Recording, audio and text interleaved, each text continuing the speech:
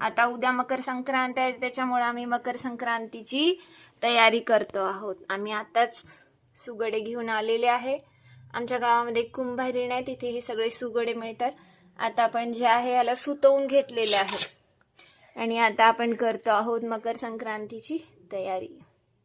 मकर संक्रांतीला हळदी कुंकाला खूप महत्त्व आहे, त्यामुळे आता आम्ही हे जे सुगडे आहे त्याला 5-5 बोट ओढून घेणार आहे आणि सोबत छान थोडंसं कलर करणार आहे. हळदी कुंकाचाच मान असतो, त्यामुळे हळदी कुंकानेच मी याला 5-5 बोट ओढून घेणार आहे.